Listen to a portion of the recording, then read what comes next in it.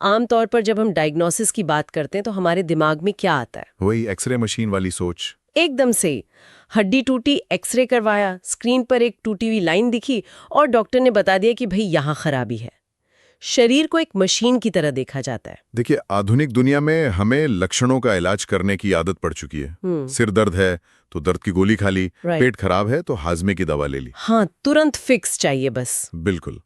लेकिन ये जो स्रोत है ये हमें बीमारियों की जड़ तक पहुंचने का एक बिल्कुल ही अलग नजरिया देता है। मतलब यहाँ शरीर कोई पुर्जों से बनी मशीन नहीं है, बल्कि अपने आप में एक पूरा का पूरा प्राकृतिक इकोसिस्टम है। और सबसे हैरानी की बात मुझे ये लगी कि इस इकोसिस्टम में कुछ भी अलग थलग नहीं है।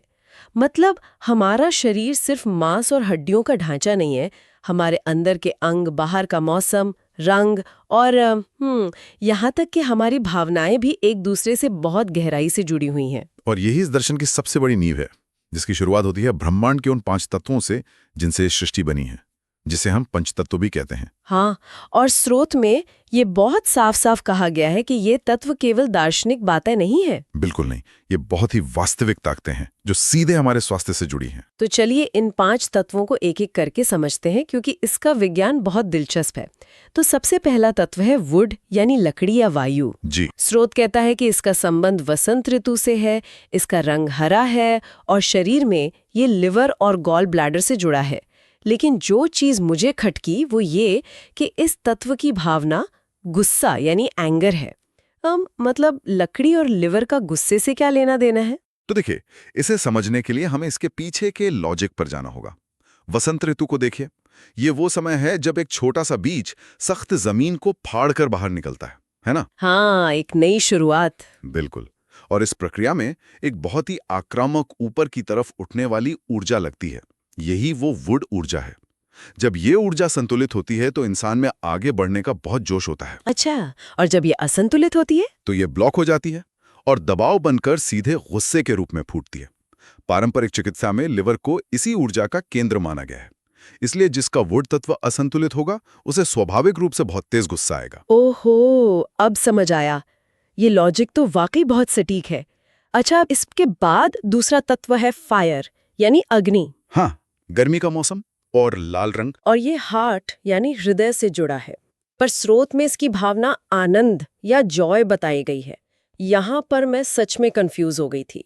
मतलब हम तो हमेशा सुनते हैं कि खुश रहना सेहत के लिए अच्छा है, फिर आनंद किसी बीमारी का कारण कैसे बन सकता है? ये बहुत ही जायज सवाल है, लेकिन यहाँ आनंद का मतलब वो रोजमर्रा वाली शांत खुशी नहीं है।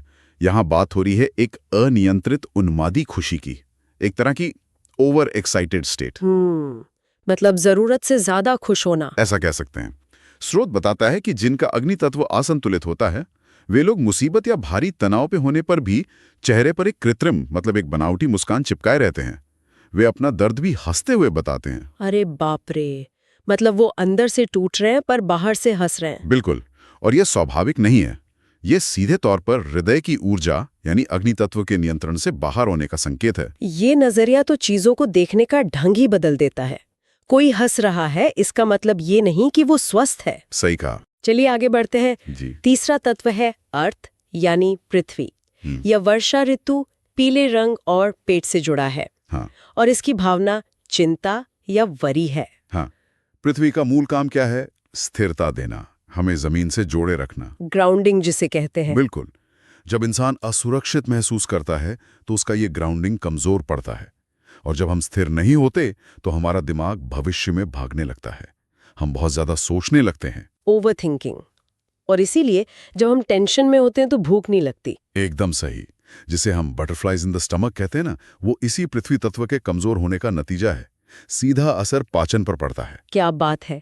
और चौथा तत्व है मेटल यानी धातु, जो शरद ऋतु, सफेद रंग और हमारे फेफड़ों यानी लंग से जुड़ा है। इसकी भावना है शोक या दुख। ये कनेक्शन कैसे काम करता है? देखिए, शरद ऋतु यानी ऑटम में पेड़ अपने पत्ते गिरा देते हैं। ये लेट गो करने का मौसम है, पुरानी चीजों को छोड़ने का रहते हैं। और अगर आप शारीरिक स्तर पर देखें तो जब हम बहुत रोते हैं या सदमे में होते हैं तो क्या होता है? हमारी सांसें भारी हो जाती हैं, हम लंबी लंबी आहें भरते हैं। हाँ, एकदम सांस अटक सी जाती है। बस यही बात है, इसका सीधा असर फेफड़ों पर पड़ता है। लंबा चलने वाला शोक सीधे फेफड़ों की ऊर्जा को तोड़ देता है। समझ गई। और अब आखिरी तत्व वाटर यानी जल, ये सर्दियों के मौसम, नीले या काले रंग और किडनी तथा मूत्राशय यानी यूरिनरी ब्लैडर से जुड़ा है। इसकी भावना भय या डर बताई गई है। जी, पर यहाँ मेरा एक सवाल है। अभी तक हमने जो सुना वो थ्योरी में बहुत अच्छा लगता है, लेकिन क्या सचमुच भावनाएं शरीर में इतनी गहरी प्रतिक्रिया कर सकती है? ये भय वाला पॉइंट मुझे थोड़ा उलझा रहा है। स्रोत में इसे साबित करने के लिए एक बहुत ही रोजमर्रा की जिंदगी का उदाहरण दिया गया है। कक्षा में वक्ता बताते हैं कि जो छोटे बच्चे अक्सर बिस्तर गीला कर देते हैं, यानी जिन्हें बेड वेटिंग की समस्या है, उसका सीधा कनेक्शन भय से है। अच्छा। डर की वजह से। जी। और अगर उन बच्चों को इस बात के लिए डांटा जाए या पीटा जाए तो वे उसी रात फिर से बिस्तर गीला करेंगे। जबकि लोग सोचते हैं कि बच्चा जानबूझकर बदमाशी कर रहा है या उसकी आदत खराब है। पर असल में अंदर का मैकेनिज्म कुछ और ही है। डरने से नर्वस सिस्टम कमजोर होता है और भय का सीधा कनेक्शन जल तत्व और मूत्राशय से है। ज्यादा डराने से जल तत्व असंतुलित हो जाता है और बच्चा अपना नियंत्रण खो देता है। तो मतलब बच्चों को डांटने की बजाय प्यार से समझाना चाहिए। बिल्कुल। जब उनके अंदर का डर खत्म होगा तभी उनका जल तत्व बैलेंस में आएगा और समस्या जड़ से खत्म हो जाएगी। ये बच्चों की साइकोलॉजी को समझने का बहुत ही शानदार तरीका है। अच्छा, अब स्रोत एक कदम और गहराई में जाता है। ये पांचों तत्व अलग अलग नहीं पड़े हैं, ये एक दूसरे से लगातार बातचीत कर रहे हैं। इसे निर्माण और नियंत्रण का चक्र यानी cycle of creation and control कहा गया है। हाँ, प्रकृति का सबसे बुनियादी नियम। पहले निर्माण चक्र को देखते हैं। हाँ, स्रोत कहता है कि जब लकड़ी रगड़ती है तो अग्नि पैदा होती है। हाँ, घर्षण से आग लगती है। हाँ। अग्नि जब बुझती है तो राख यानी पृथ्वी बन जाती है।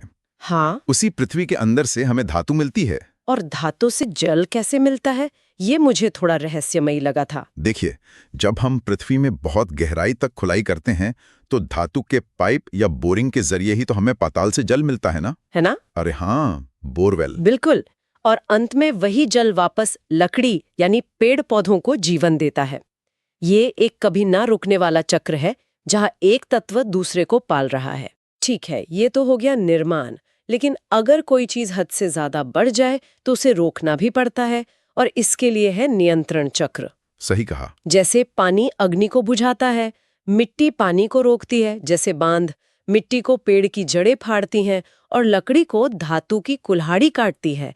ये तो रॉक पेपर सिजर्स वाले खेल जैसा हो गया। हाँ, काफी हद तक। हाँ, लेकिन एक मिनट, अगर हम इसे चिकित्सा के नजरिए से देखें तो क्या इसका मतलब ये है कि अगर शरीर का कोई एक अंग खराब हो रहा है तो हम सीधे उसका इलाज नहीं करते?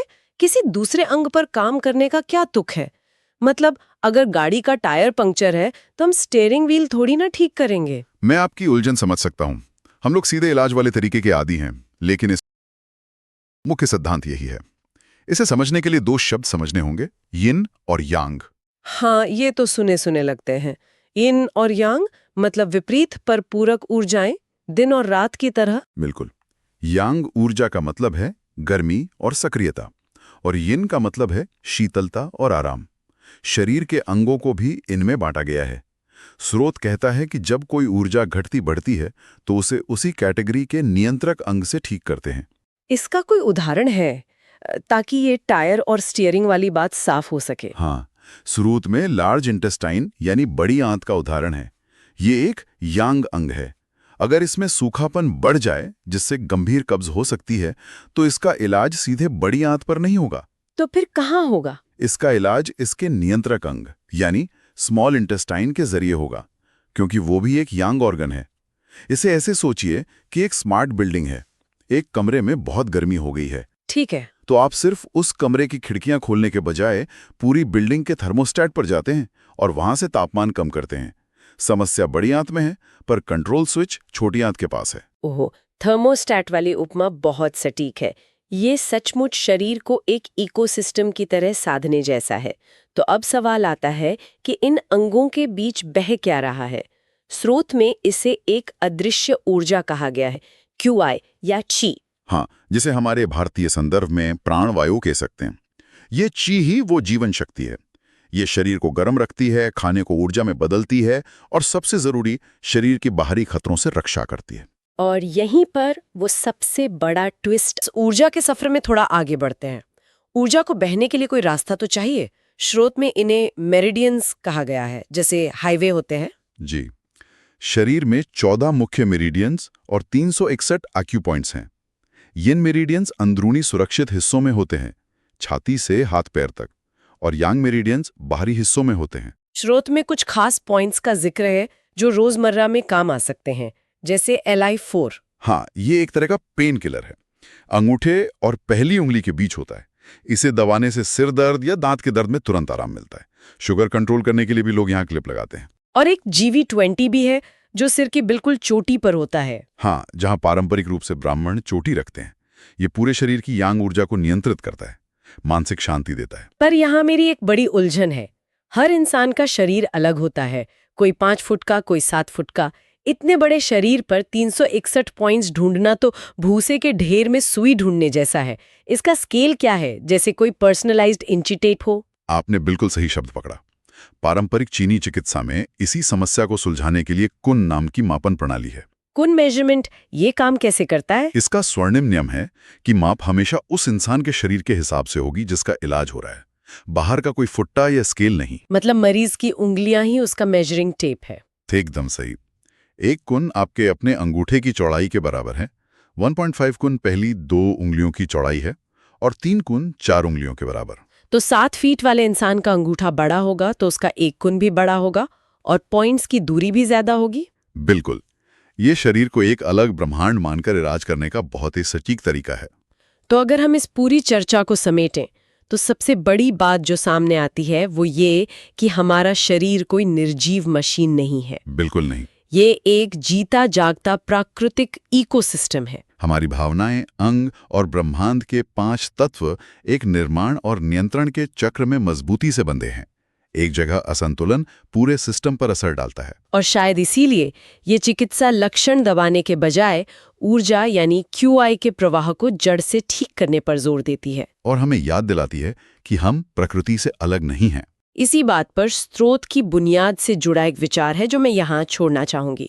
जरा सोचिए, अगर हमारी जीवन ऊर्जा और हमारा स्वास्थ्य प्रकृति के इन 5 तत्वों से इतनी गहराई से जुड़े हैं, तो आज हम क्या कर रहे हैं?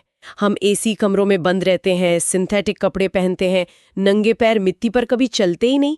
तो क्या हम अनजाने में अपनी प्राण ऊर्जा के प्राकृतिक प्रवाह को हमेशा के लिए नष्ट कर रहे हैं? ये सोचने वाली बात है। क्या हमारी जो भी नई बीमारियां हैं वो इसी अलगाव का नतीजा है? शरीर को एक्सरे की उस मशीन वाली सोच से बाहर निकालकर एक प्राकृतिक इकोसिस्टम की तरह देखने का शायद समय आ गया है। हम सभी को इस पर अपने स्तर पर जरूर विचार करना चाहिए।